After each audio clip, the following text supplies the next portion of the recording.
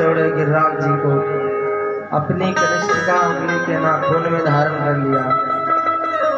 1 दिन हुआ, 2 दिन हुआ, 3 दिन हुआ, 4 दिन हो गए। सभी ब्रजवासी अपने अपनी लाठियों को लगा के खड़े हैं। ब्रजवासी बोले, कन्हैया तुम 4 दिन से अपनी उंगली को लगा के खड़े हो, तुम थोड़ी देर आराम कर लो जब तक हम अपनी अपनी लाठी लगा के खड़े हैं।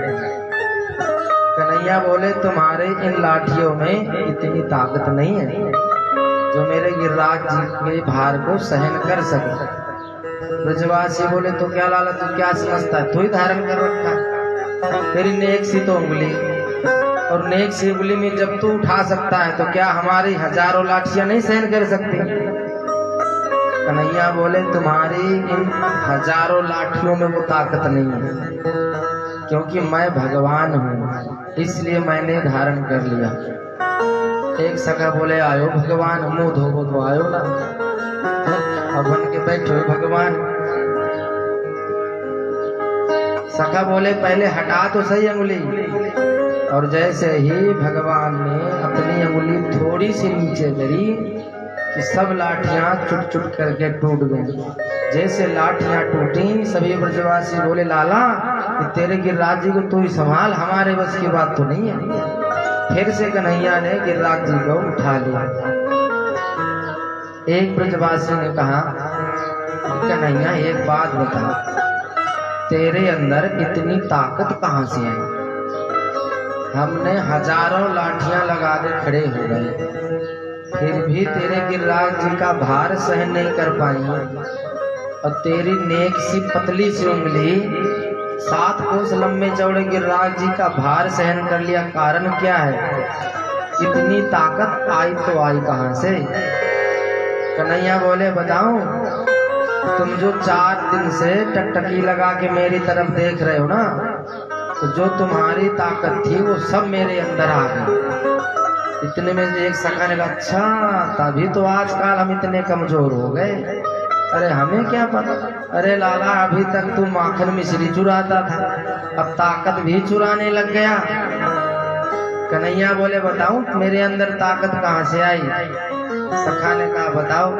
तो कन्हैया ने कहा, कछु माखन को बल बढ़ो, कछु गोपन करी सहाय, श्री राधे जो की कृपा से मैंने गिरवर लियो उठा। कुछ तो माखन का बल बढ़ा और कुछ आप लोगों की सहायता से और श्री राधे जी की कृपा से मैंने गिरिराज जी को उठा लिया। 7 दिन 7 रात्रि तक भगवान कन्हैया ने 7 कोस लंबे चौड़े गिरिराज जी को धारण करके रखा। इंद्र ने अपनी मेघमालाओं को आदेश दिया, जाओ ब्रजमंडल अगर बह गया हो तो बारिश बंद कर दो। जैसे मेघमालाएं आकर के देखा तो वहां धूल उड़ रही थी, पानी तो था ही नहीं वहां। अगर 7 दिन 7 रात्रि अगर मूसलाधार बारिश हो तो वहां क्या हालत होगी, लेकिन वहां तो धूल उड़ रही है। इतना सारा जल गया तो गया कहां? एक कोने में भगवान का सुदर्शन चक्र सुखा रहा है और एक कोने में अगस्त मुनि जल का पान कर रहे हैं। ये अगस्त मुनि वही है जो त्रेता में थे राम जी के टाइम, वही अगस्त मुनि द्वापर में भी है। पहले इतने लंबे लंबे उम्र वाले ऋषि मुनि होते थे। त्रेता के अगस्त मुनि द्वापर में भी है। इन्होंने जल इतना कैसे पी? अगस्त मुनि ऐसे ऋषि थे कि सारे समुद्र का जल साफ कर गए थे। अब समुद्र में कितना जल होता है, उसका भी जल पी गए थे। एक बार सीता मैया राम जी से बोली कि प्रभु कोई यान को ब्राह्मण लेके आओ जिनमें भोजन कराऊं, अब भोजन करा के मेरी आत्मा तृप्त हो जाए। यान को ब्राह्मण लेके आओ। राम जी बोले सीता ब्राह्मणा के चक्कर में मत पड़ो, क्योंकि ब्राह्मण थोड़ा कौन खान लाग जाए तो गैल कौन छुटे। इसलिए आपने तो यही ठीक है, दूर से ही हाथ जोड़ ले। सीता मैया बोले नहीं, मेरी इच्छा है कि मैं एक पंडित जी ने जिमाऊं, पर यान का जिमाऊं जो मेरी आत्मा तृप्त हो जाए। एक ताई जो भी आया तब खाया बोला ढंग से। राम जी बोलिया एक भी मान ले बात। सीता मैया बोले नहीं, मैं तो जिमाऊंगी, मेरी इच्छा है, चाहे कुछ भी करो। थे कोई ढंग को ब्राह्मण ले गया हो। अब राम जी समझ गए, तो राम जी भी कम थोड़ी थे। राम जी ने कहा इनके अच्छे से इच्छा पूरी कर दी जाए, जो दोबारा कदे नाम ही नहीं गए, ज्ञान को लिया के दिया। अब राम जी अगस्त मुनि ने निमंत्रण दे दिया, महाराज आपको निमंत्रण आ जाए। अब अगस्त मुनि आ गए। अब जी अगस्त मुनि आया, सीता मैया सुंदर रसोई बना के थाली सजा के अगस्त मुनि के सामने परोसी। और जया महाराज थाली लगाई, चौकी पर विराजमान किया। अगस्त मुनि ने भोग लगाया, भोग लगा के राम जी से बोले प्रभु शुरू करूं? बोले हाँ शुरू करो। अब अगस्त मुनि ने शुरू कर दिया। अब जी हाँ शुरू कराया तो 1 दिन हो गए, 2 दिन हो गए, 3 दिन हो गए, 4 दिन हो गए। अगस्त मुनि है कि भोजन बंद करवा, वो नाम ही नहीं ले रहे। अब सीता मैया घबराई, हे भगवान ये कितनो खाओ आदमी, कोई आफत 4 दिन हो फिर भी कौन डट रहे हो, कितनो खाओगे। अब सीता मैया घबरा गई। गणेश जी ने बुला लिया, आ जाओ रिद्धि सिद्धि के साथ, मेरे से अगले से पार कौन पड़ रही, क्योंकि अब की बार ब्राह्मण ढंग को ही मिले है। अब गणेश जी आ गए, रिद्धि सिद्धि आगे, पूरी बेड़वा खाते। गणेश जी महाराज पूरियां ने निकाल रहे, सीता मैया परोसगारी करी। अब रसोई से महाराज जी गन तक जा परोस के आवे, अंदर जा पूरी थाली खाली। अब सीता मैया परोसती परोसती 10 दिन हो गए, 1 दिन हुआ, 4 5 दिन, 6 दिन, 10 दिन। अगस्त मुनि है कि बंद करना का नाम बोल ले रहा। सीता मैया पसीना पसीना, हालत खराब। बोले हे भगवान अब की बार किया पिंड छूटे, जिंदगी में कान पकड़ के कदे कौन बोलाऊं। अरे यो ब्राह्मण कोई आफत है भगवान, सारी जिंदगी को भूखो बैठोगे, आज ही खाओगे सारी जिंदगी को। हे राम जी मेरी आज थिकियां गैल छुटा दो, जिंदगी में नाम ही कौन लूं दोबारा। अब राम जी मुस्कुरा रहा बैठे बैठे। अब सीता मैया 1 लोटा जल लेके ले महाराज जलपान कर लियो ना, जलपान कौन करा। सीता मैया बोली महाराज आधो भोजन हो जाए, जना कर लेना चाहिए, बीच में गलो साफ कर लेना चाहिए। अगस्त मुनि बोले आधो तो पहले होने दो, जना तो करा। अब सीता मैया और घबराई, हे राम जी 10 दिन हो गई, आधो ही कौन हो, जना आधो कदू है। अगस्त मुनि 17 दिन ताई भोजन करे। अब जो 17 दिन कंटिन्यू भोजन करेगा वो पानी कितनों पी सकती है बताओ। कोई घड़ा 2 घड़ा से काम कौन सा लगे, न टैंकरा से भी काम कौन सा लगे। तो राम जी हाथ जोड़ के बोलिया महाराज ये भूख तो जिया तिया मिट्टी, प्यास कौन पूछेगी मेरे से। तो थे एक काम करो, जब मेरे द्वापर में अवतार हो गो, जना थे बठई आ जाओ, जना इंद्र जल बरसाओगे तो सारा का सारा जल थाने पी लो है। तो आज अगस्त मुनि आए और सारा का सारा जल पी गए। बोले भक्त और भगवान की तो सारा का सारा जल अगस्त मुनि पान कर गए। जैसे मेघमालाओं ने कहा कि वहां तो महाराज धूल उड़ रही है। इंद्र को अपनी गलती का एहसास हुआ कि मैंने तो गलत ही किया है। इंद्र आकर के भगवान से क्षमा याचना की। और जैसे ही क्षमा याचना की कि हे प्रभु आप मुझे क्षमा करें, कि पिता गुरुस्तम जगतामधीशो दुरतयः काल उपात दंडः। हे प्रभु आप जगत के पिता हो, परमेश्वर हो, मैं आपका गुनहगार हूँ, आप मुझे दंड दे सकते हैं। आपकी जो भी इच्छा हो आप मुझे दंड दीजिए, मैं दंड का अधिकारी हूँ। कन्हैया बोले जाओ हमने तुम्हें माफ किया। कन्हैया ने इंद्र को माफ कर दिया। ऐसा क्यों? कल आप सुन रहे थे ब्रह्मा जी ने भी गलती की थी और ब्रह्मा जी क्षमा याचना की, लेकिन फिर भी भगवान ने माफ नहीं किया।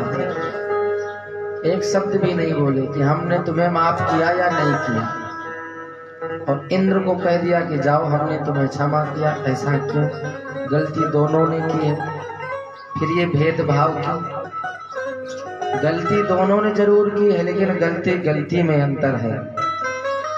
ब्रह्मा जी ने गलती की तो भगवान के सखाओं को, भगवान के बछड़ों को भगवान से दूर कर दिया, और इंद्र ने गलती की तो भगवान के सखा भगवान के और पास में आ गए। जो भी भगवान के भक्त थे तो भगवान के और पास में आ गए।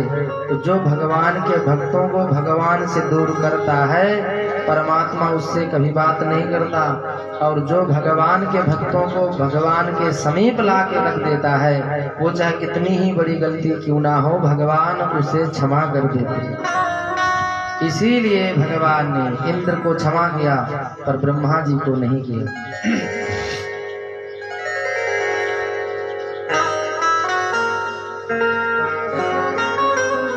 इंद्र ने कहा प्रभु अब मैं ब्रज में ही रह करके आपका भजन करना चाहता हूँ, आप मुझे यहीं का कोई मोर बना दो, मैं मोर बन के रह लूंगा। मुझे इंद्र की गद्दी नहीं चाहिए, मुझे तो ब्रज में वास दे दीजिए। कन्हैया बोले ब्रज में वास करने के लिए बहुत तपस्या करनी पड़ती है, तब जाकर के ब्रज में वास मिलता है। ब्रज में वास करना कोई साधारण बात नहीं है। इंद्र ने यहाँ तक कह दिया कि मुझे ब्रज में कोई पेड़ पौधा ही बना दो, पेड़ पौधा बन करके मैं रह जाऊंगा। पर भगवान कन्हैया ने कहा नहीं, तुम जाओ और अपनी गद्दी संभालो, वहां सुख भोगो। ब्रज में आपको अभी वास नहीं मिल सकता, क्योंकि आपके कर्म अभी इतने अच्छे नहीं है जो ब्रज में वास मिल जाए। ब्रज में वही जा सकता है जो बहुत बड़ा सौभाग्यशाली होता है। ब्रज जाना कोई साधारण बात नहीं है। भगवान कन्हैया बोले इंद्र जाओ और जा करके तुम प्रेम के साथ भक्ति करो और मेरा भजन करो, कभी अहंकार मत करना, तब तुम्हारा कल्याण होगा। देखिए भक्ति करें, भक्ति भी कैसे करनी चाहिए। भक्ति दो प्रकार की होती है, एक निष्काम भक्ति और एक सकाम भक्ति। तो जो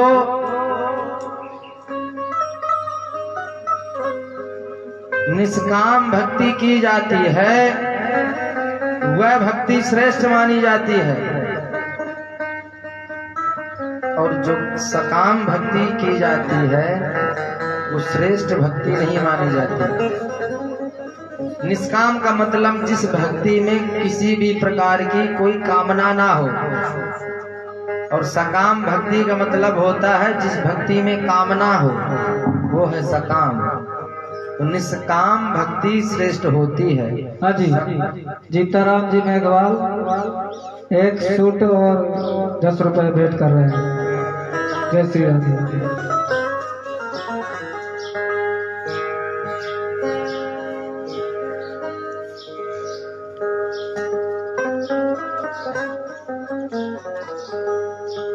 कई लोग भगवान की थोड़ी सी पूजा करने के बाद लिस्ट बना लेते लंबी लंबी भगवान से मांगने के लिए। अगर 5 रुपए की अगरबत्ती जलाई तो 5 रुपए के बदले में पता नहीं कितनी लंबी लिस्ट तैयार कर लेंगे।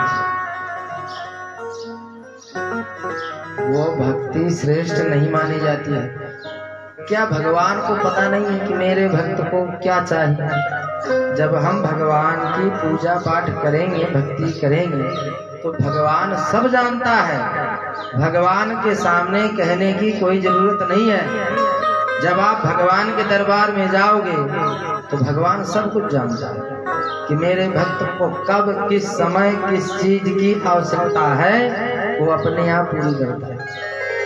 मांगने से हम घाटे में हमेशा रहते हैं। जो व्यक्ति मांगता है वो हमेशा घाटे में रहता है, जो नहीं मांगता वो हमेशा फायदे में रहता है। अब जैसे एक सपोज लीजिए, आप भगवान के दरबार में गए और भगवान से कहा, हे प्रभु, मन तो ज्यादा नहीं, 2-1 लाख रुपए की जरूरत है, यूं मेरा काम बना दे, फिर ठीक है। अब भगवान पहले सोच रखा है कि जो बढ़िया भक्त है, अच्छी भक्ति की है, तो मैं इन 5 लाख रुपया दूंगा। अब की बात 5 लाख रुपया को फायदा कराऊंगा, और हमने मांगा क्या 2 लाख। हे राम जी, मन तो 2-1 लाख की जरूरत है, यो काम मेरो बना दियो। अब भगवान के सोचे देखो यो बढ़िया मिलो, आपको तो 5 की सोच रखी थी, ये तो 2 में सलटा दिया, यो काम ठीक है, 3 बचे, 3 और कोई के काम में आऊंगा। अगर हम नहीं मांगते तो वो 5 पूरे मिलते, और मांग लिया तो फिर 2 ही मिलेंगे। इसमें भगवान को क्यों गलती? तो जो मांगते हैं वो हमेशा घाटे में रहते हैं, कभी भी नहीं मांगना चाहिए। कोई भी भक्ति करके भगवान से कुछ मांगना नहीं चाहिए। भक्ति करो प्रेम से। अब भगवान के मंदिर में जाएं तो ये सोच के ना जाएं कि मंदिर में जाएंगे तो हमारी दुकान बढ़िया चलेगी, हमारा बिजनेस बढ़िया चलेगा। नहीं, मंदिर जाएं ये हमारा धर्म है। जब हमारे अच्छे कर्म होंगे तो दुकान अपने आप ही अच्छी चलेगी, भगवान अपने आप ही सुनेगा। भगवान से कुछ मांगने की जरूरत नहीं है। आप अपने धर्म पर रहिए, किसी का बुरा मत सोचिए, ना बुरा करिए, अपने रास्ते चलिए। भगवान हमेशा आपका भला ही करेगा, हर काम आपके अच्छे होंगे। भगवान परीक्षा जरूर लेता है, लेकिन जब कोई व्यक्ति परीक्षा में पास हो जाता है तो भगवान उसे इतना धन देते हैं, इतना सुख प्रदान करते हैं जो उसने कभी सोचा भी नहीं होगा, इतना सुख देते हैं। सुदामा जी के जीवन में कितना संकट आया आप सुनेंगे। सुदामा जी के घर में भोजन भी नहीं था, कपड़े भी नहीं थे पहनने के लिए, लेकिन कभी भगवान से ये नहीं कहा कि भगवान तू मेरी हेल्प कर, मदद कर, कभी नहीं कहा। और ना ही भगवान का रास्ता कभी छोड़ा। हमारे जीवन में अगर कोई संकट आता है तो सबसे पहला हम काम क्या करते हैं? भगवान को भूल जाना। ये व्यक्ति सबसे पहले करता है। अगर जीवन में थोड़ा सा संकट आया तो सबसे पहले हम परमात्मा को ही भूलते हैं। क्यों? हम इतना भगवान को मानते थे, भगवान आपने सगयान को काम करे, कुछ को ना भगवान छोड़ो ना चक्कर। अरे हमारे जीवन में क्या संकट आया? जितना संकट भगवान के जीवन में खुद आया है उतना हमारे जीवन में कभी नहीं आ सकता। अब 7 दिन के थे पूत, भगवान कन्हैया की पूतना आ गई थी मारने के लिए। 7 दिन में जितने दिन ब्रज में रहे उतने दिन कभी कोई न कोई राक्षस आता रहा। गोकुल छोड़ के वृंदावन जाना पड़ा, वहां भी चैन से नहीं रह पाए। जब वहां नहीं रह पाए तो द्वारिका चले गए, द्वारिका में भी चैन से नहीं रह पाए। भगवान के जीवन में कितना संकट आया, हमारे जीवन में क्या आया? लेकिन हम घबरा जाते हैं और परमात्मा कभी घबराता नहीं है। जो व्यक्ति सुख और दुख को एक समान समझ लेता है वो कभी दुखी नहीं होता है। जीवन में एक जैसा रहना सीख जाना चाहिए।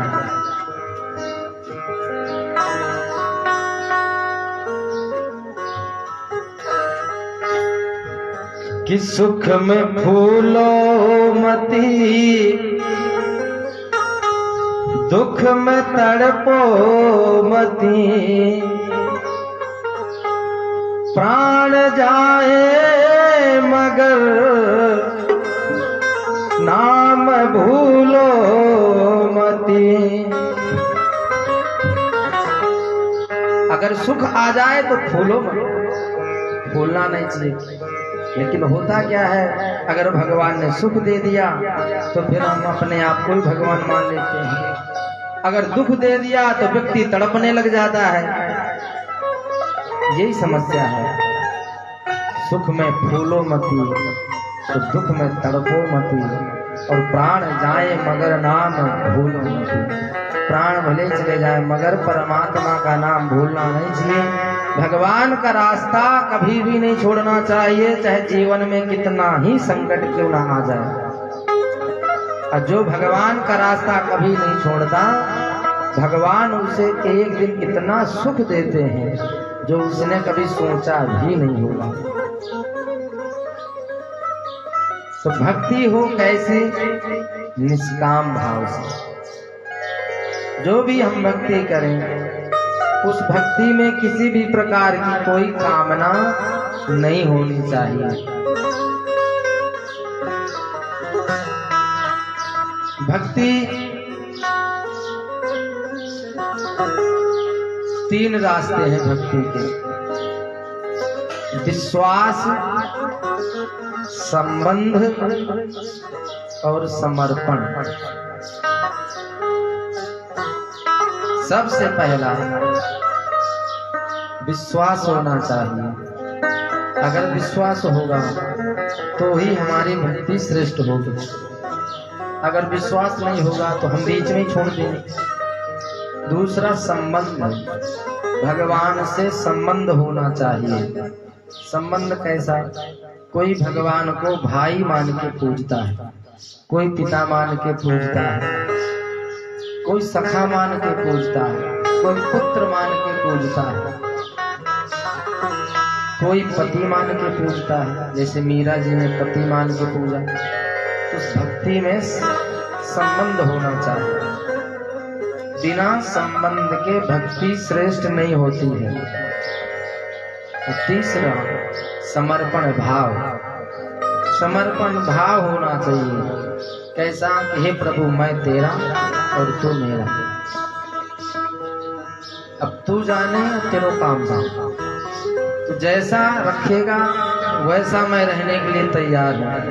चाहे तो खिलाकर, चाहे भूखा रख, जैसी तेरी इच्छा, तू जैसा रखेगा मैं वैसे ही रहने के लिए तैयार हूँ। विश्वास, संबंध और समर्पण। और भक्ति करें तो कभी दिखावे वाली भक्ति नहीं होनी चाहिए। एक आदमी होता है जो दिखावे की भक्ति ज्यादा करता है। भक्ति करेगा कम, दिखावा करेगा ज्यादा। कई लोगों में ऐसी आदत होती है, वो अपने आप को ज्यादा बड़ा भक्त बताने की कोशिश करते हैं कि हमसे बड़ा भक्त तो कोई शायद ही होगा। कई लोग ऐसे ऐसे होते हैं, पूरा माथा रख लेंगे, गले में माला ही माला पहन लेंगे, तो उससे क्या वो बड़ा भक्त हो गया। कई लोग होते हैं सारे दिन वो झोली माला टांगे टांगे घूमते रहते हैं। ये क्या है? अरे भगवान का भजन एकांत में होता है।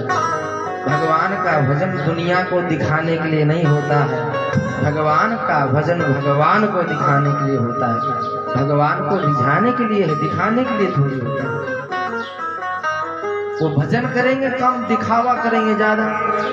भगवान दिखावे वाली भक्ति में से इतना खुश नहीं होता है जितना खुश भगवान अंतर्मुखी भक्ति से खुश होता है। जितना आप एकांत में बैठ के भगवान का भजन करोगे उतना ही प्रसन्न होगा।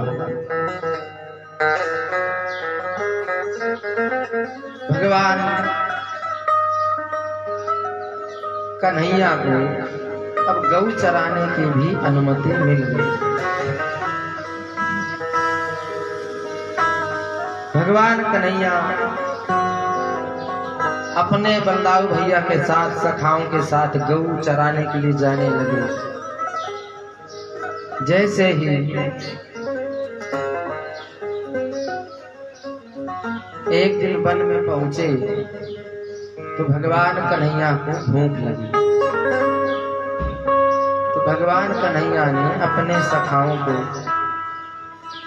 कहा कि जाओ, यहाँ पास में कुछ ब्राह्मण देवता यज्ञ कर रहे हैं,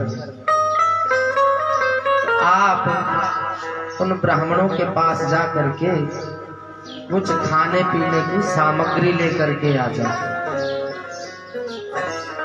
तो भगवान के सखा उन ब्राह्मणों के पास गए और ब्राह्मणों से जाकर के राम राम करी। हे ब्राह्मण देवताओं, राम राम।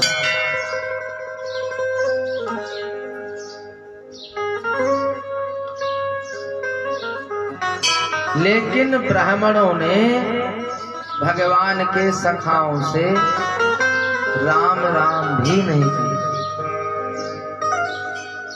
जब सखाओं से ब्राह्मणों ने राम राम भी नहीं की तो सखाओं ने विचार किया, जो व्यक्ति राम राम नहीं कर सकता भला वो भोजन क्या कराएगा। भगवान के सखा चुपचाप वापस आ गए, छोटा सा मुंह लेकर। ये सोचने वाली बात है, जो आदमी राम राम नहीं कर सके क्यों भोजन करा सके, मतलब ही नहीं। जैसे भगवान के सखा वापस आए, कन्हैया ने पूछा, सखाओं क्या लेकर के आए, कुछ खाने के लिए मिला? सखाओं ने कहा हाँ मिला। क्या लाई? सखा बोले आग के खीरे खाओगे? अरे कन्हैया, आपने हमें कहाँ भेज दिया? ऐसी जगह में भेजा जो राम राम भी नहीं की। जो राम राम नहीं कर सकता भला वो भोजन क्या कराएगा। कन्हैया बोले तुम गलत जगह में चले गए। कैसे? कन्हैया बोले आपको ब्राह्मणों के पास नहीं जाना चाहिए। उनकी जो धर्म पत्नियां थीं, उनकी धर्म पत्नियों के पास में अगर जाते तो तुम्हें जरूर कुछ ना कुछ खाने के लिए मिलता। ब्राह्मणों के पास तुम गलत गए, क्योंकि पुरुषों की बजाय माताओं का दिल ज्यादा कोमल होता है। कभी भी देख लेना, अगर कोई मांगने वाला घर आ जाए, मैंने तो बहुत जगह देखा है, ये बात प्रैक्टिकल की हुई है। कई जगह अगर कोई मांगने वाला आ जाए, दरवाजा खटखटाए और दरवाजा खटखटाने पर कोई आगे पुरुष खोल दे। कई पुरुषों की आदत होती, सब नहीं होते लेकिन कई होते हैं। अगर पुरुष ने दरवाजा खोला तो पुरुष कहेंगे दूसरा देख पूरा किमी बना चल।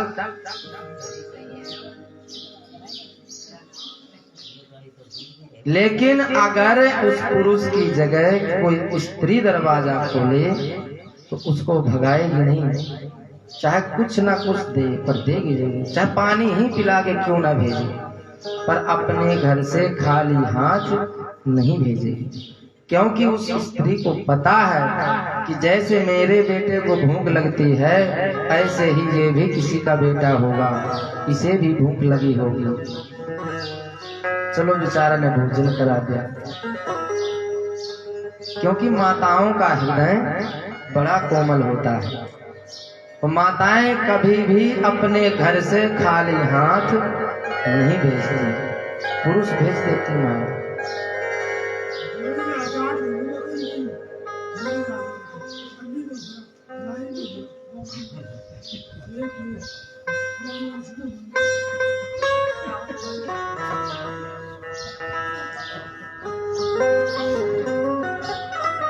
देखिए, जीवन में हमेशा ये बात याद रखना चाहिए कि अगर घर में कभी भी कोई मांगने वाला आ जाए उसे खाली हाथ नहीं भेजना चाहिए। अगर भगवान ने हमें इस लायक बनाया है तो उसे जरूर कुछ ना कुछ देना चाहिए, और अगर खाली हाथ भेज दिया तो अगले जन्म में उल्टा हो जाएगा, ये कन्फर्म है। वो हमारी जगह होगा और हम उसकी जगह होंगे। इसीलिए कहा कि कभी भी किसी को अपने घर से खाली हाथ नहीं भेजना चाहिए। अगर कुछ ना हो तो चाहे एक गिलास जल ही पिला दें, पर खाली हाथ कभी नहीं भेजना चाहिए। बोले भक्त और भगवान की जय हो। तो कन्हैया बोले इस बार ब्राह्मणों के पास मत जाना, उनकी जो धर्म पत्नियां हैं उनके पास जाना, तुम्हें जरूर कुछ ना कुछ मिलेगा। इस बार भगवान के सखा उन पंडित जी से राम राम नहीं किया, सीधे ही उनकी जो धर्म पत्नियां थी उनसे जाकर के राम राम किया। माताओं राम राम, सबने राम राम करी, आदर से बैठाया। आप कहाँ से आए हो, क्या बात है? सखाओं ने कहा हम भगवान कन्हैया के सखा हैं, हमारे कृष्ण और बलदाऊ भैया यहीं पास में गऊ चराने के लिए आए हैं, उनको भूख लगी है तो कुछ खाने पीने के लिए मंगाया है, अगर आपके पास में कुछ उपलब्ध हो तो आप हमें दे दीजिए। उन ब्राह्मणों की पत्नियों ने कहा कि आप थोड़ी देर बैठ जाइए, अभी हम उनके लिए सुंदर भोजन बनाती हैं अपने हाथ में। और उन ब्राह्मणों की पत्नियों ने अपने हाथ से सुंदर भोजन बनाया और भोजन बना करके थाल में सजा करके उन सखाओं के साथ में चल पड़े। और जैसे ही जाने लगे तो दरवाजे पर उनके पति देव बैठे। उनके पतियों ने पूछा इशारे से कहाँ जा रही हो? इशारे से जैसे पूछा कहाँ जा रही हो, पर किसी ने ये नहीं कहा कहाँ जा रहे, चुपचाप निकल ली। जैसे ही चुपचाप निकली पहुंची भगवान कन्हैया के पास।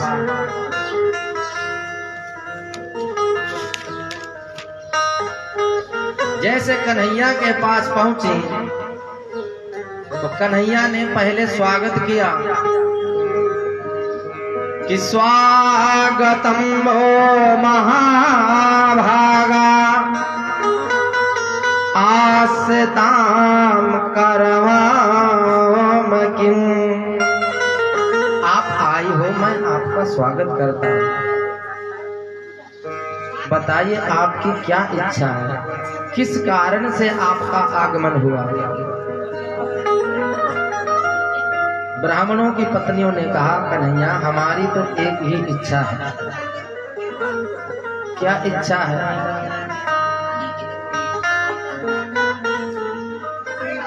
ब्राह्मणों की पत्नियों ने कहा कि कन्हैया ये जो हम देखो सुनो, ये आप सब अपना अपना लेके बैठ जाओ जहाँ पर ले बैठे हो, जब कन्यादान होगा तब चढ़ाना, अभी क्यों चढ़ा रहे हो? दोबारा फिर चढ़ाओगा के?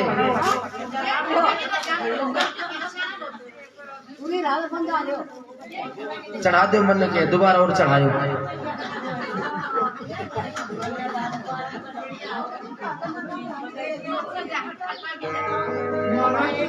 मैं तो थारो फायदो करा रहे हूँ, ये तो मेरे तो करेंगे।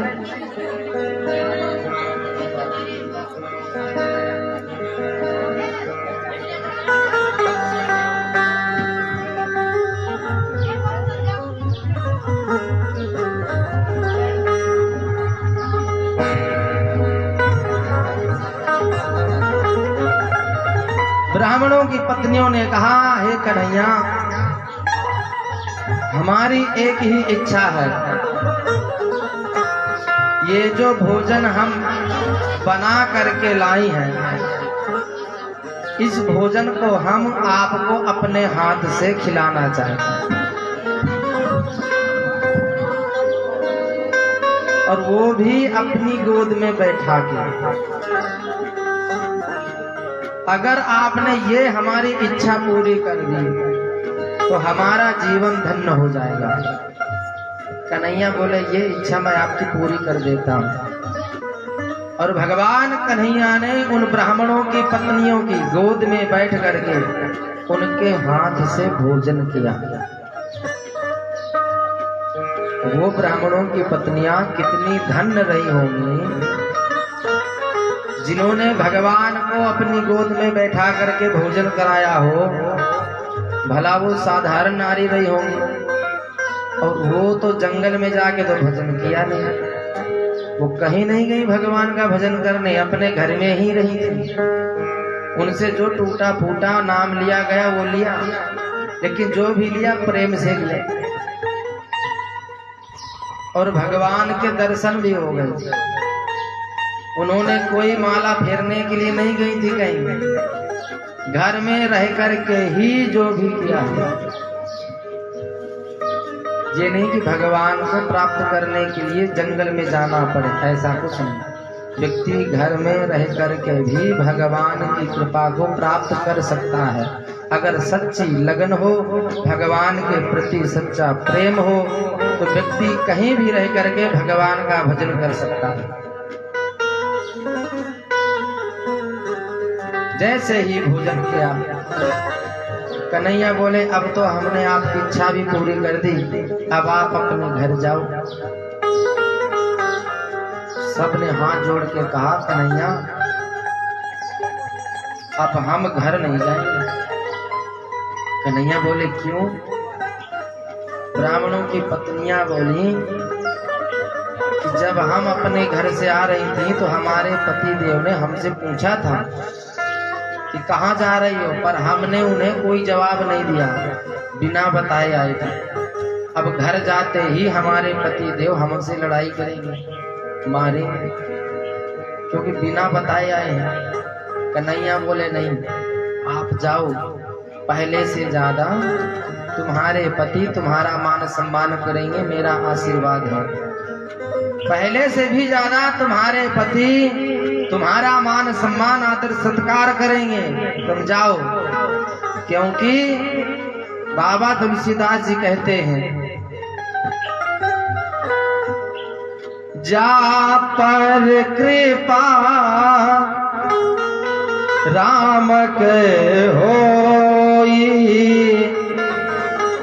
ता पर कृपा कर सब कोई। जिसके ऊपर भगवान की कृपा होती है, उस व्यक्ति के ऊपर सबकी कृपा होती है। जब तक भगवान हमारे ऊपर प्रसन्न है, तब तक दुनिया भी प्रसन्न रहेगी, और जब भगवान नाराज हो जाएगा, तब महाराज कोई बात करने के लिए भी तैयार नहीं होता है। कई बार ऐसा होता है ना कि हम अगर किसी से भी बात करना चाहते हैं तो कोई भी व्यक्ति हमारी बात नहीं सुनता। क्यों? क्योंकि उस समय भगवान की कृपा हट गई है, और जब भगवान की कृपा हट जाती है तो फिर व्यक्ति से कोई भी बात करने के लिए राजी नहीं होता। और जब भगवान की कृपा रहती है तो उस व्यक्ति से हर व्यक्ति बात करने के लिए तैयार रहता है। जा पर कृपा राम के होई, ता पर कृपा करह सब कोई। तो भगवान की अगर कृपा है तो सबकी कृपा है। जैसे ही वो ब्राह्मणों की पत्नियां अपने अपने घर पहुंची, उनके पति देव हाथ जोड़ के खड़े हो गए, हे देवियों, आप धन्य हो, जो आपने बिना कुछ किए ही भगवान को प्राप्त कर लिया। और हमें सारा जीवन हो गया, मंत्र पढ़ते पढ़ते फिर भी भगवान के दर्शन नहीं हुए, और आपने तो बिना कुछ किए ही भगवान को प्राप्त कर लिया। आपका जीवन धन्य हो गया और हमारा जीवन धिक्कार है। पत्नियां बोली कि हे प्रभु, ये तो सब आपका ही आशीर्वाद है। अगर आप हमें पति के रूप में नहीं मिलते तो आज भगवान के दर्शन भी नहीं होते, क्योंकि आप जैसे पति मिले, भगवान की पूजा पाठ करने वाले, भगवान का भजन करने वाले तपस्वी, आप हमें पति के रूप में मिले, तभी आज ये सब कुछ संभव हो पाया है। अगर आप हमें पति के रूप में नहीं मिलते तो आज भगवान के दर्शन क्या पता होते या ना होते, कुछ पता नहीं। अब ऐसा क्यों होता है? क्योंकि जो भी पति दान पुण्य करता है उसका आधा फल पत्नी को अपने आप मिल जाता है, बिना कुछ किए। पत्नी दान पुण्य करे या ना करे, व्रत करे या ना करे, पत्नी को अपने आप ही मिल जाएगा। अगर पति ने 100 रुपए का दान किया तो पत्नी को 50 रुपए का फल अपने आप मिल जाएगा। और अगर पत्नी ने किया तो अब इसी का उल्टा कर दो। अगर पत्नी ने दान पुण्य किया तो पति को मिलेगा या नहीं? नहीं मिलेगा। कौन मिले? बिल्कुल ही कौन मिले। हाँ, यो कारण भी सुन ले। ऐसा क्यों होता है कि देखो, पति दान पुण्य करे तो पत्नी को अधिकार है। सुनिए, और अगर पत्नी करती है तो पति को नहीं मिलता। इसके पीछे ये कारण है कि पत्नी अर्धांगिनी है।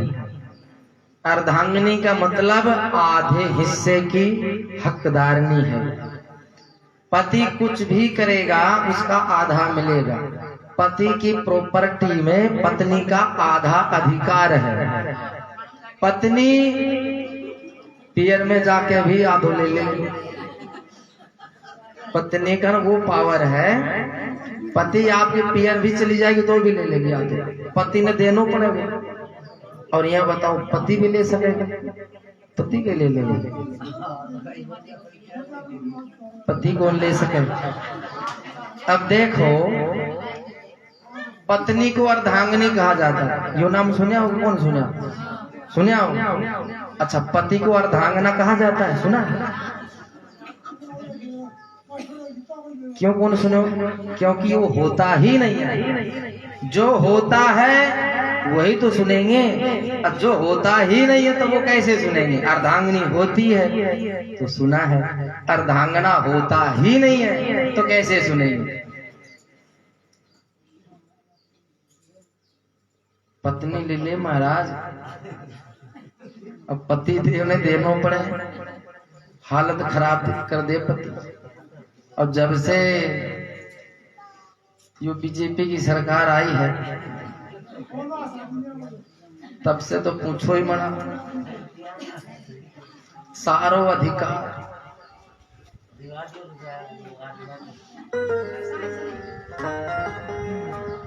ठीक ही करियो, ले आओ। इतना बढ़िया काम कर दिया, हर काम में थाने आगे कर दिया।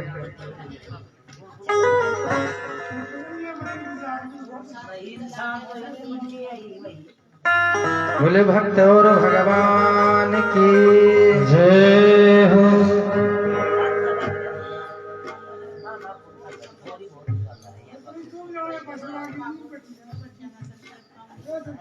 देखो, पत्नी को धर्म पत्नी कहते हैं। अरे बात मत करो। पत्नी को धर्म पत्नी कहते हैं। क्यों कहते हैं पता है? धर्म पत्नी वही है जो अपने पति को हमेशा धर्म के मार्ग पर चलाए, वही धर्म पत्नी है। जो पत्नी अपने पति को धर्म के मार्ग पर ना चलाए, वो धर्म पत्नी नहीं है। अपने पति को हमेशा बोले भगवान का भजन करो, भगवान की पाठ पूजा करो, मंदिर जाओ। अगर पत्नी गैल हो जाएगी तो पति ने जानो पड़ेगा। एक दिन नहीं जाऊंगा, 2 दिन नहीं जाऊंगा, 3 दिन नहीं जाऊंगा, एक न एक दिन तो पति देव ने महाराज जानो ही पड़ेगा, जानो पड़ेगा। अब पत्नी सच में वही है जो अपने पति को धर्म के मार्ग पर लगा दे, धर्म के काम से जोड़ दे, वही धर्म पत्नी है। नहीं, वो धर्म पत्नी नहीं है। अगर अपने पति को धर्म के मार्ग पर नहीं लगा पाई तो फिर पत्नी तो है पर धर्म पत्नी नहीं है।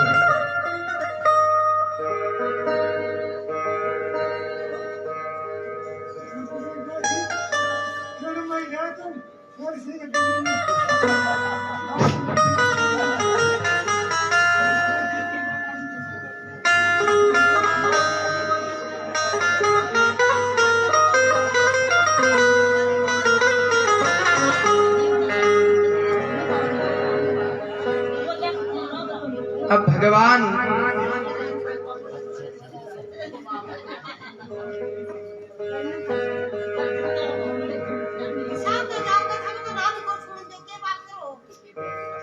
या तो थे सुना दो, ले माइक लगा जा थार दो।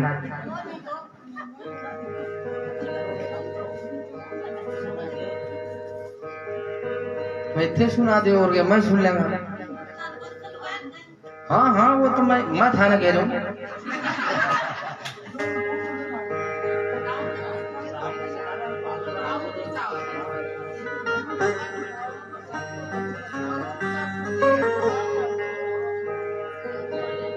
जब ध्यान से सुनोगा जना तो कोई बात सुनी जाएगी। ये बात करने लग जाओ, मेरे भी ध्यान भटक जाए। देखो, कथा भागवत एक ऐसी चीज है, एकदम शांत वातावरण होना चाहिए। अगर पूरी सभा में अगर एक ने बात करना शुरू कर दिया तो सब काम खराब हो गया वहीं पर ही।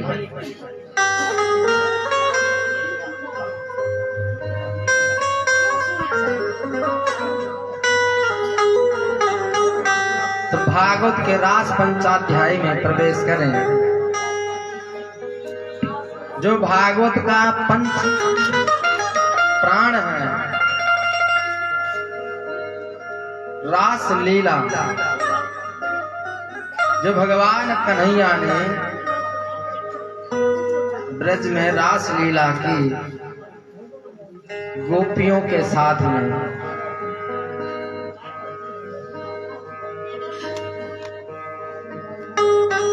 एक दिन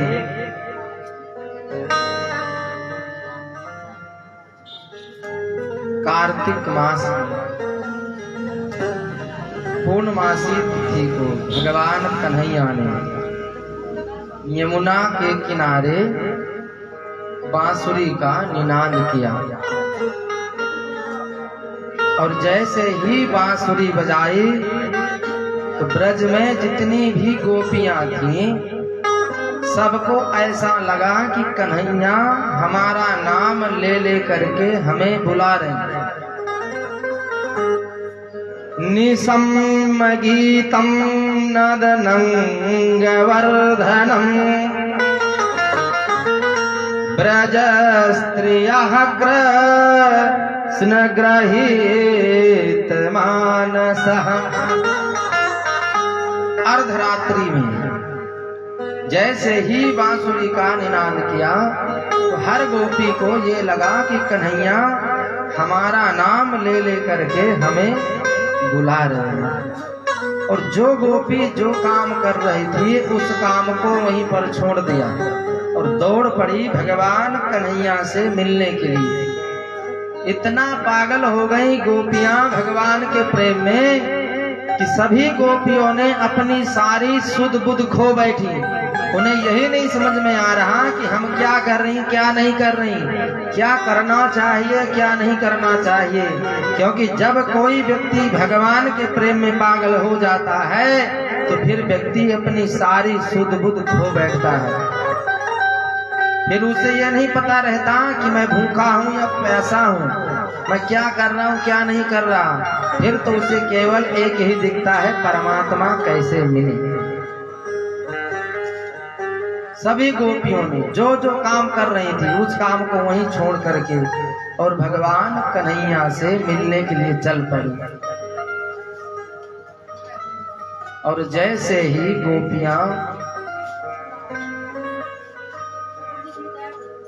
अपने अपने काम को छोड़ के जाने लगी, एक गोपी अपने बच्चे को दूध पिला रही थी, बच्चे को वहीं पर पटक दिया और दौड़ पड़ी भगवान कन्हैया से मिलने के लिए। एक गोपी गाय का दूध निकाल रही थी, बर्तन को वहीं पटक दिया और दौड़ पड़ी भगवान कन्हैया से मिलने के लिए। एक गोपी अपने पति को भोजन करा रही थी और जैसे ही बांसुरी की आवाज सुनी, भोजन करा के बीच में ही दौड़ पड़ी कन्हैया से मिलने के लिए। एक गोपी जैसे जाने लगी तो उसके पति ने पकड़ लिया और ले जा करके एक कमरे में बंद कर दिया। पति ने कहा मैं तुझे नहीं जाने दूंगा, और कमरे में बंद करके ताला लगा दिया। पत्नी बोली गोपी कि आपको मेरे इस शरीर से लगाव है, आप मेरे इस शरीर को बंद कर सकते हो पर मेरी आत्मा को आप नहीं बंद कर सकते। मेरी आत्मा तो भगवान कन्हैया के पास में है, आप चाहे मुझे कितना ही बंद क्यों ना कर दो, ताला लगा दो, लेकिन मैं सबसे पहले उन गोपियों से भी आगे पहुंचूंगी। रास क्या है? आत्मा और परमात्मा का मिलन। जब आत्मा और परमात्मा मिलते हैं तब रास होता है। स्त्री पुरुष के मिलन को रास नहीं कहा जाता, आत्मा और परमात्मा के मिलन को रास कहा जाता है। उस गोपी को उसके पति ने बंद कर दिया, कमरे में ले जाकर ताला लगा दिया, ताला लगा के चाबी ली, लेकिन वो गोपी सबसे आगे पहुंची। इसका मतलब अब वो तो बंद है, फिर वहां कैसे पहुंच गई? अरे उसका शरीर बंद है, उसका आत्मा बंद नहीं है, उसकी आत्मा तो उसके मन में है। इससे साबित हो गया कि आत्मा और परमात्मा के मिलन को रास कहा जाता है। वो गोपी पहुंची सबसे आगे, जैसे हजारों की संख्या में गोपियां पहुंची हैं। भगवान कन्हैया ने जैसे देखा कि हजारों की संख्या में गोपियां आ रही हैं, जैसे गोपियां पास में आईं तो पहले तो कन्हैया ने उनका स्वागत किया कि स्वागतम ओ महाभागा प्रियम किम करवाणि वा। हे गोपियों, आप आई हो तो मैं आपका स्वागत करता हूँ, लेकिन स्वागत करते करते भगवान कन्हैया ने पूछ लिया क्या करने आए हो, ये तो बताओ। अब गोपियां चुप हो गई। गोपियों ने सोचा कि पहले तो बुलाया और जब हम आ गए तो पूछ रहे के काम है, क्यों आई हो। अब जैसे कोई व्यक्ति आपका निमंत्रण दे दे कि आपको भोजन करने हमारे घर आना है, अब आप उसके घर जाओ और जाते पूछ ले के काम है, क्या आया हो। जरा भी के सच को देखो कितनो बड़ो आदमी हो, पहले तो निमंत्रण दियो, आया बात कुछ है के काम है। ऐसे ही गोपियों के साथ हुआ। गोपियों ने मन में विचार किया कि पहले तो कन्हैया ने बुलाया और जब हम इनके पास में आ गए तब पूछ रहे हैं क्या काम है, किस लिए आई हो। गोपियां चुपचाप खड़ी हो गई, कुछ भी नहीं बोल रही। अब भगवान कन्हैया गोपियों की परीक्षा ले रहा है। ये जो गोपियां संसार को छोड़ करके मुझे प्राप्त करने के लिए आई हैं, तो क्या ये पक्की हैं या नहीं है? क्योंकि भगवान के रास्ते पर अगर कोई व्यक्ति जाता है तो भगवान पहले उसकी परीक्षा लेता है।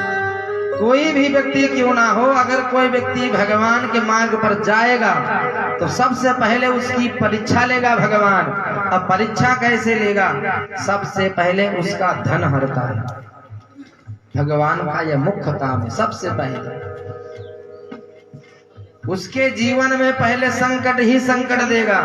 क्यों? कि अगर ये कच्चा होगा तो मुझे छोड़ देगा, और अगर पक्का होगा तो मेरा मार्ग छोड़ेगा नहीं, चाहे इसके ऊपर मैं कितने ही संकट क्यों ना दे दूं।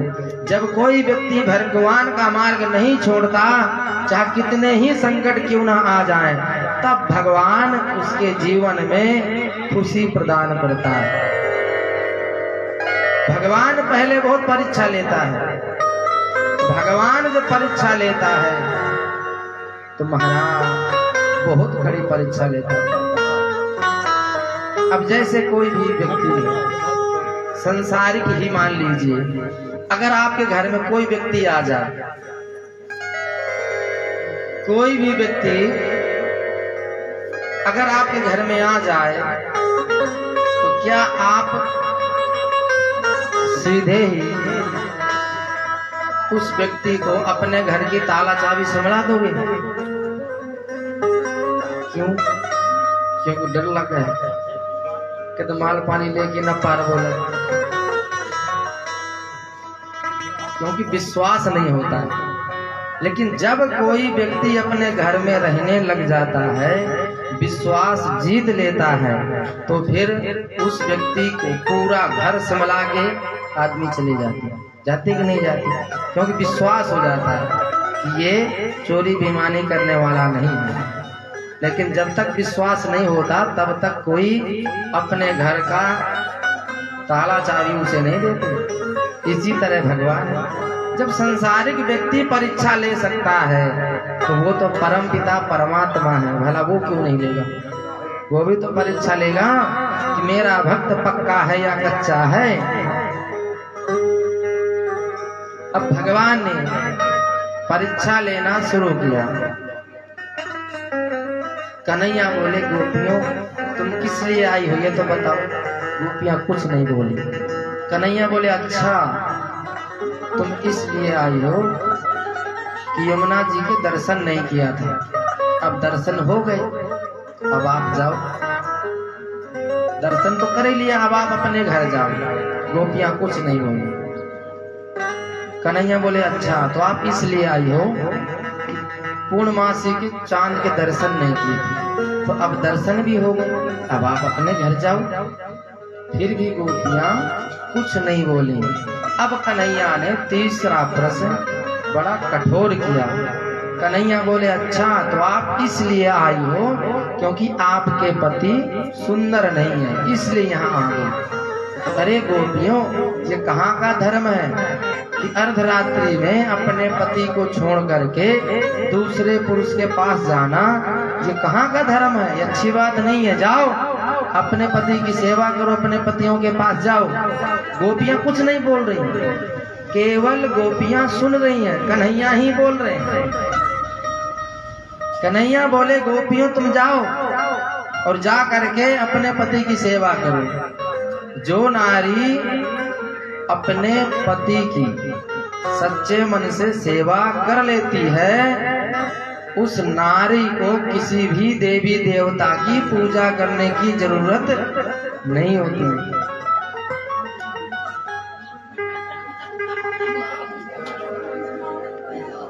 ये कन्फर्म है।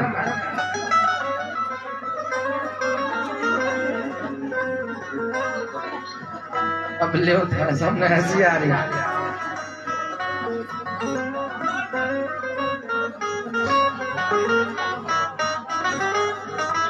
देखो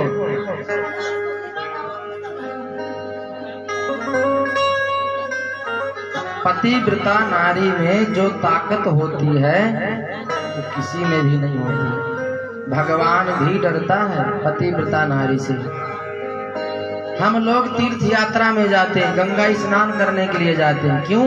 अपना जीवन धन्य करने के लिए।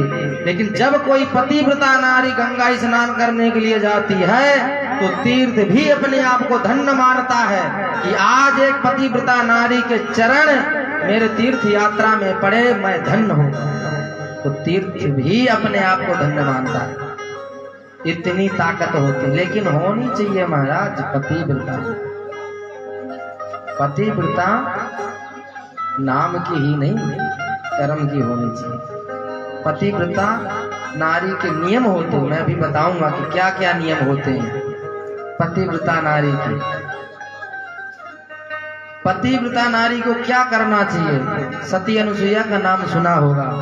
ब्रह्मा विष्णु महेश को 6-6 महीने के बालक कर दिए। इतनी ताकत है पतिव्रता नारी में।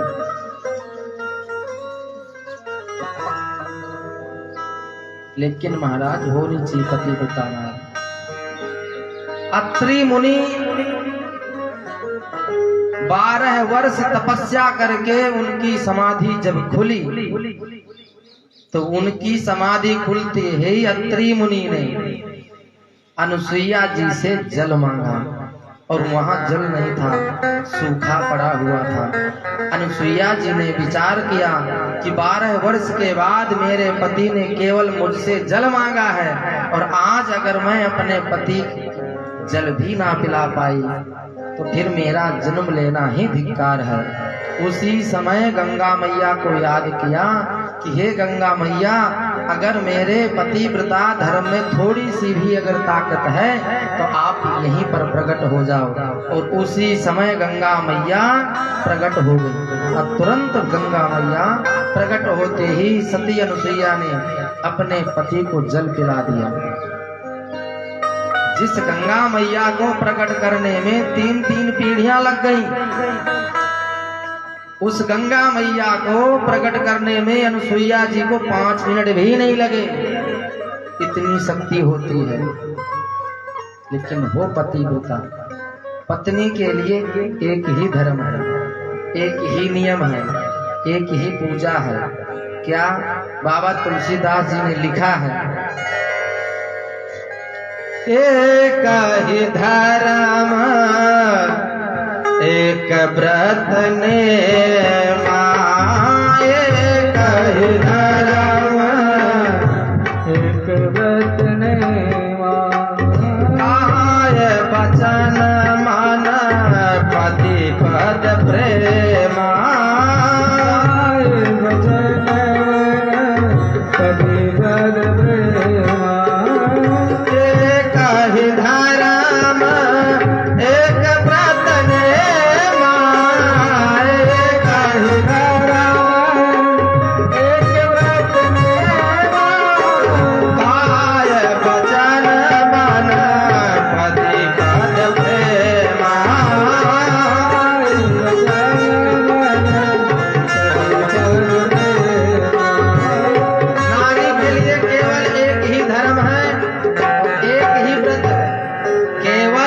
ने पति की सच्चे मन से सेवा करना।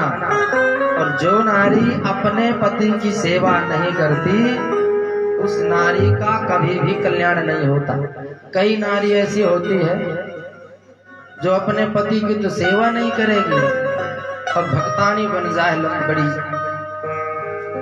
खुद का पति देव घरा बैठा महाराज भूखा है, पति देव तो घरा भूखा बैठा है और पत्नी चली जाएगी मंदिर लेके देसी घी का लाडू, ले भगवान लाडू खा लो।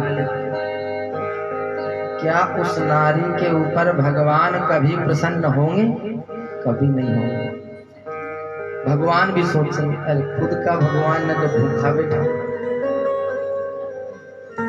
उरे आए मन लाडू पावन।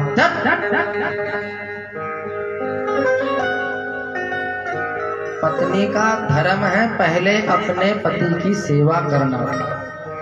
अगर पत्नी ने अपने पति को जीवन में कभी कष्ट दे दिया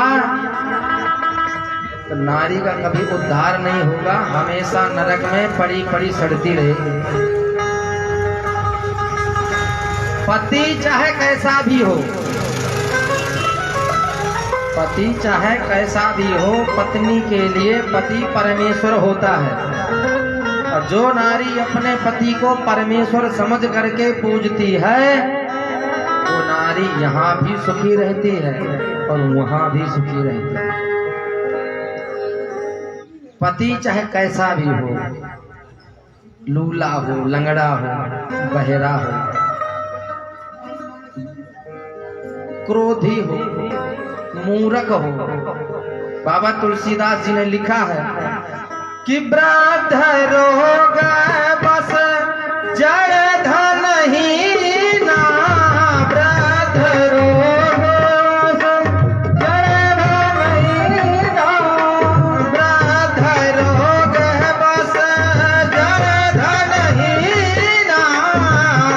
वृद्ध रोग बस जड़ धन ही ना, अंध बधिरा को देयत दीना।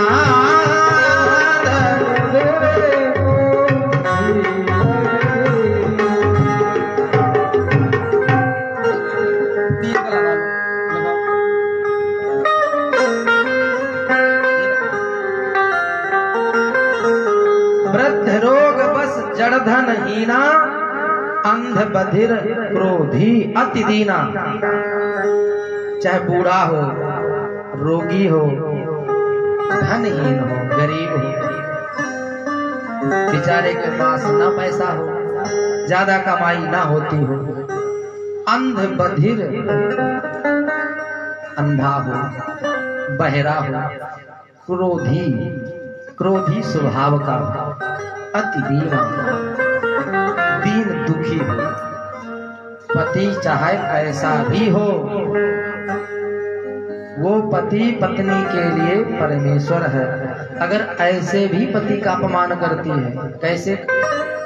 बूढ़ा, रोगी, बीमार, अंधा, बहरा, लूला, लंगड़ा, अगर किसी का पति ऐसा है और अगर ऐसे पति का कोई नारी अपमान करती है तो पता क्या होता है?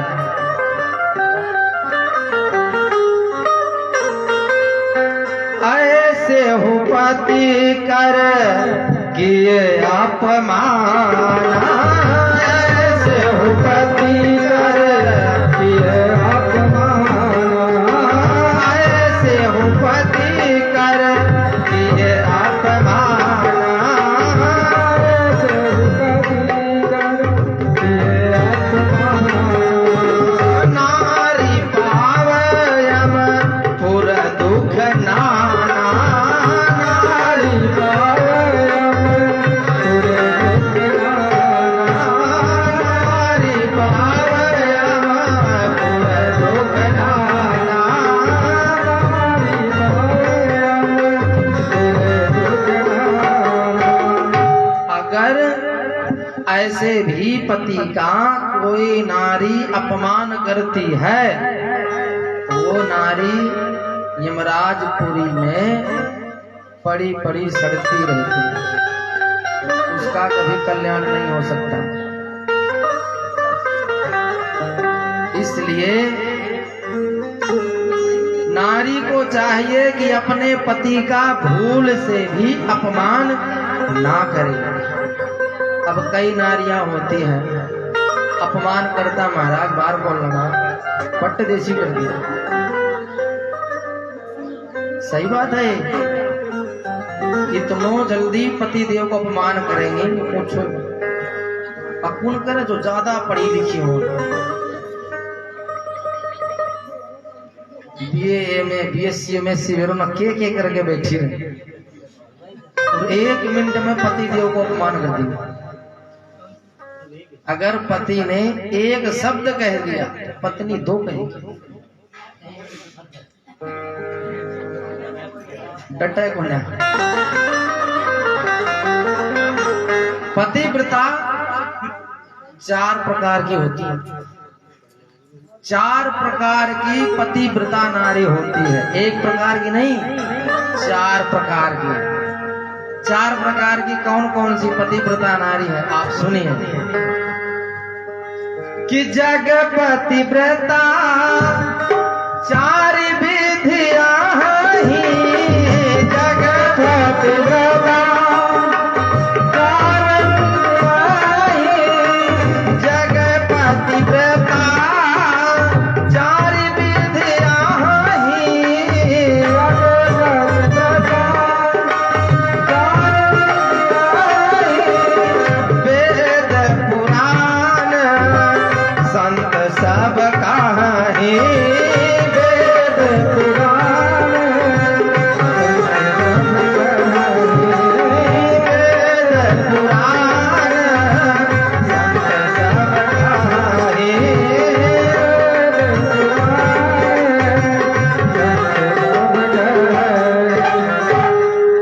सबसे उत्तम क्वालिटी की जो पतिव्रता नारी है, अब वो सुनिए।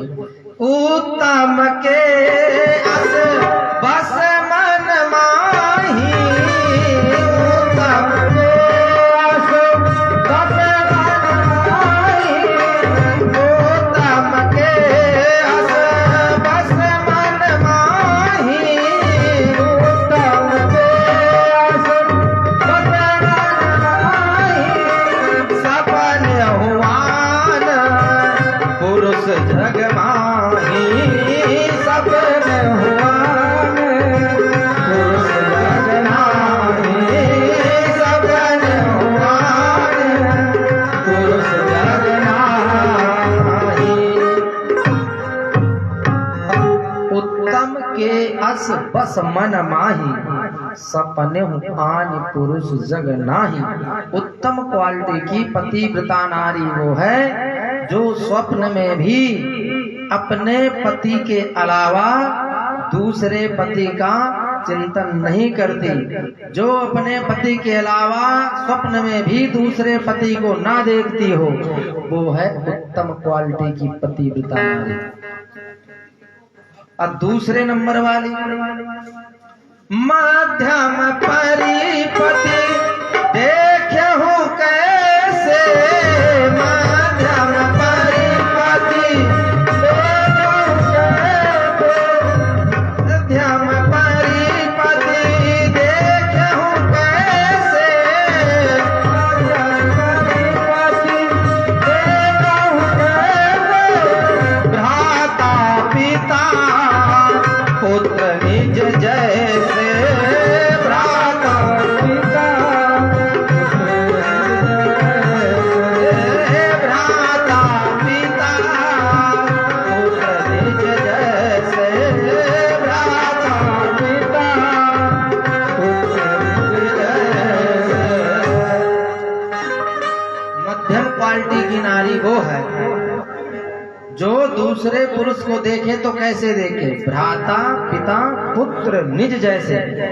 अपने से अगर कोई बड़ा है उसे पिता समान समझे, अपने से बराबर है उसे भाई के समान समझे, अगर कोई छोटा है तो उसे पुत्र के समान समझे। यह है दूसरे नंबर वाली पतिव्रता नारी।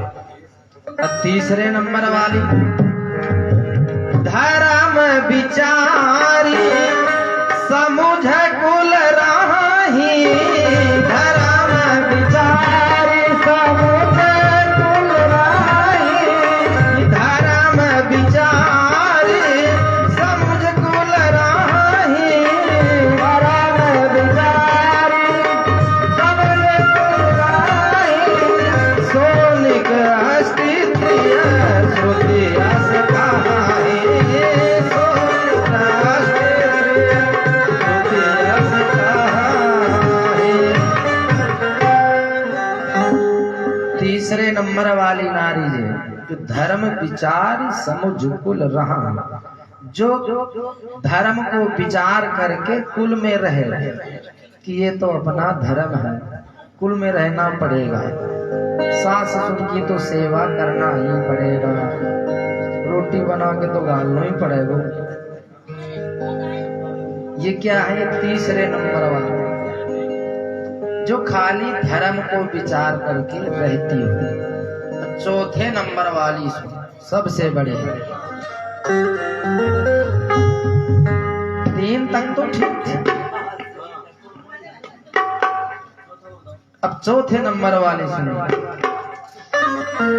कि बिना अवसर भाई तेरा है जोई, बिना अवसर, बिना अवसर भाई तेरा है जोई,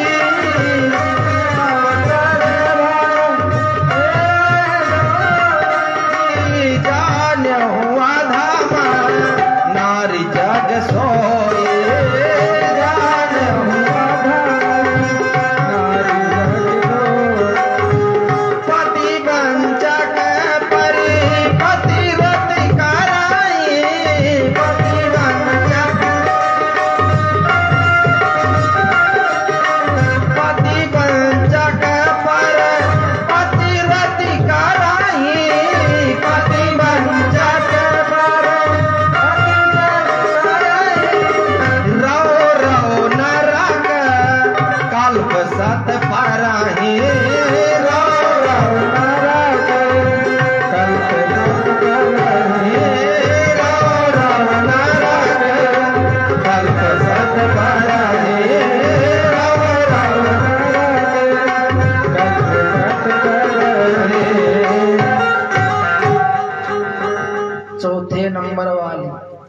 बिन अवसर भय ते रह जोई, बिना अवसर के कहीं भी चली जाए, बिना किसी के डर, किसी को डर ही ना हो कि मेरे सास क्या बोलेगी, कि मेरे ससुर जी क्या बोलेंगे, मेरे पति क्या बोलेंगे, मेरा गांव समाज क्या बोलेगा, जिसे किसी भी प्रकार का कोई डर ना हो। बिना मतलब के टांग के पर्स स्टार्ट करके स्कूटी फुर,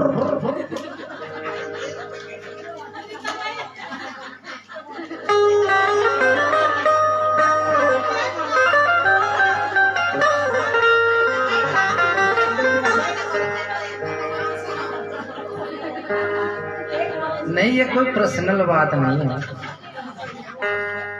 ये हर किसी पे लागू है। बात यहीं की नहीं है, बात ये पूरे संसार के लागू है, चाहे कोई भी क्यों ना हो।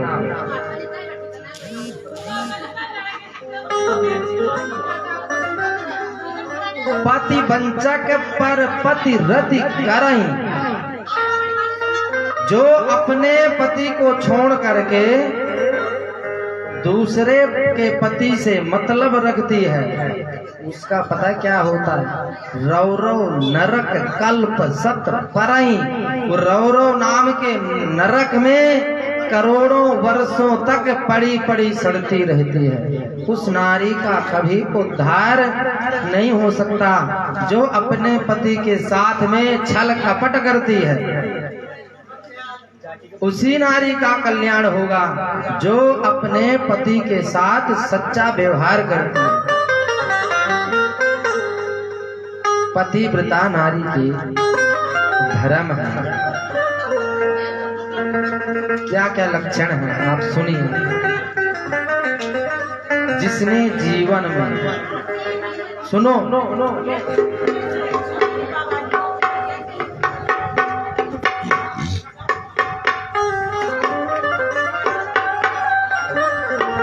जिसने जीवन में कभी भी अपने पति से झूठ ना बोला हो,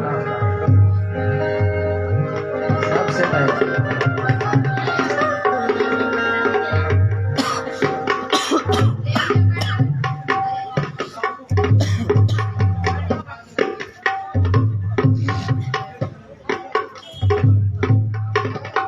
जीवन में एक बार भी कभी भी अपने पति से झूठ ना बोले। अगर एक बार भी झूठ बोल दिया तो पतिव्रता धर्म नष्ट हो जाता है। और आज के टाइम में 90% झूठ बोलते हैं, 90%, ये कन्फर्म बात है।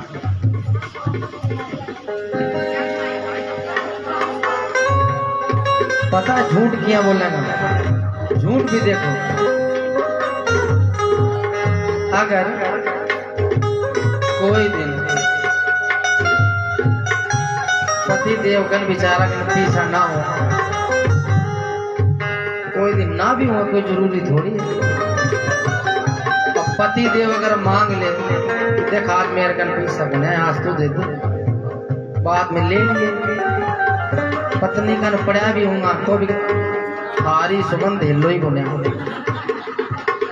कटूंगा मैं था थे के दिया दिया जन ही तो होता मेरे पड़ा भी होगा तो भी नाटक आज झूठी सुगंध ऊपर से खाओगी।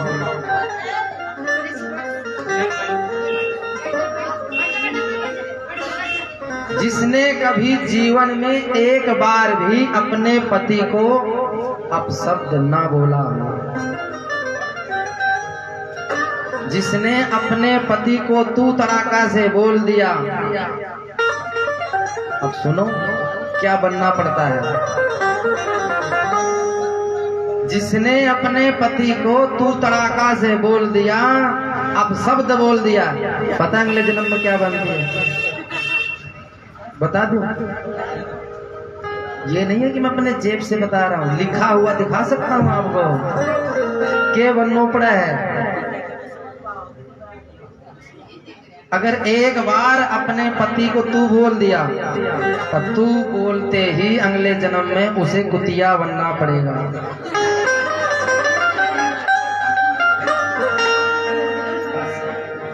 अब जिसने बोला है वो तो अपनी भाई सीट बुक कर ले, उसकी तो हो गई पहले से।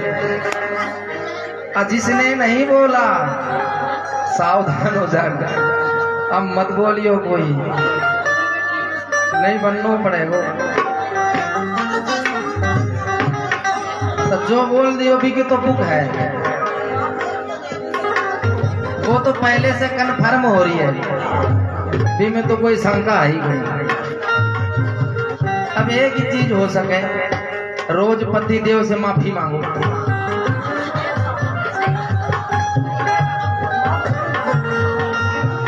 किथे माफ कर दो, आज भाई जो भी थाने गलत सलत बोली, रोज पैर पकड़ के या नहीं, पैर पकड़ के अच्छी तरह, जब ताई माफ नहीं करोगा, जब ताई मैं छुट्टूगी गुनाह था।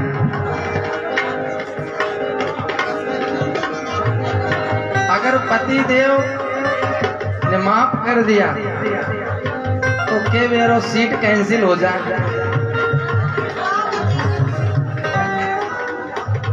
नहीं कन्फर्म है, ये लिखी हुई बात है सच में।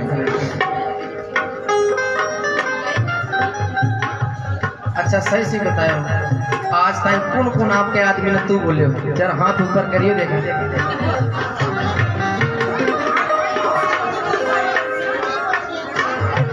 सब इतनी जनी सब हे भगवान, फिर गांव के वो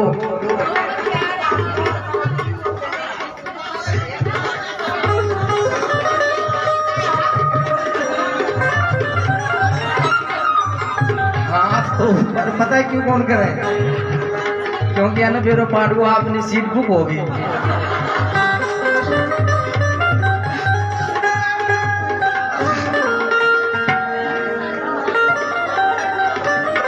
अच्छा ये बात के बाद ध्यान रखिए,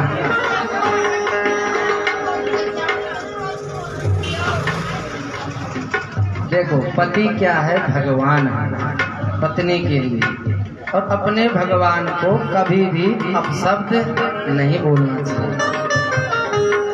भाई अगर अपने भगवान को ही अपशब्द बोलोगे तो उसका फल तो भोगना ही पड़ेगा। आप ना बोले तो ही ठीक है।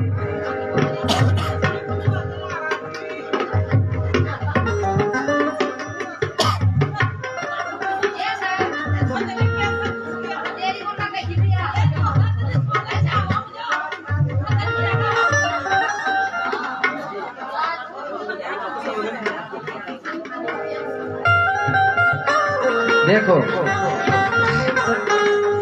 एक बहुत अच्छी बात बताऊंगा, बहुत अच्छी बात सुनो। तो शायद ही ये बात सुना होगा कोई भी।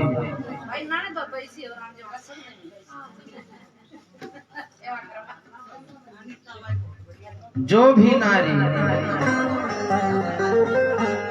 तीर्थ यात्रा करना चाहती है, उसके मन में तो खूब है कि मैं तीर्थ यात्रा करूं, और वो ना जा पाए किसी कारणवश, तीर्थ यात्रा में ना जा पाई, कहीं ना गई, सास ससुर की सेवा की वजह से या पति ना जाने दिया है, तो उस पति को क्या करना चाहिए जिससे सारे तीर्थों का फल मिल जाए। अपने देश में पता है संसार में कितने तीर्थ हैं? 3 करोड़ तीर्थ हैं। अब बताओ इतनी जगह कौन कौन जाएगा? कौन जाए? और सब जगह को अगर फल लेना हो तो एक उपाय बताऊंगा, फ्री फोकट में। फोकट में मतलब कहीं जाओगे तो किराया भाड़ा लगेगा। अब मैं आपको उपाय बताऊं, कठ जानो भी नहीं पड़ेगा। अब फल पूरा, लेकिन अगर सच्चे मन से करोगे तब मिलेगा पूरा, नहीं तो एक कौन मिलेगा। अब क्या करें माता, साल में एक दिन तो इतना मानेगी, साल में एक दिन। कौन से दिन? फिर करवा चौथ में। इतनो भी दिन लगे कि इनसे ज्यादा कोई भी कौन चाहे, कोई कौन मानेगा उनसे। 365 दिन में एक दिन मानेंगे, और 364 दिन तो महाराज पति देव के नाम पर एकदम रखे।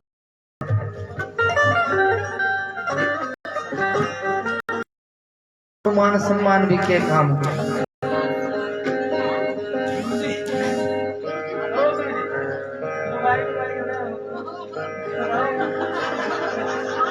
अब ले क्यों? 5-6 दिन तुम्हारी खूब पढ़ाई हुई है ना, बहुत बढ़िया लगी हो।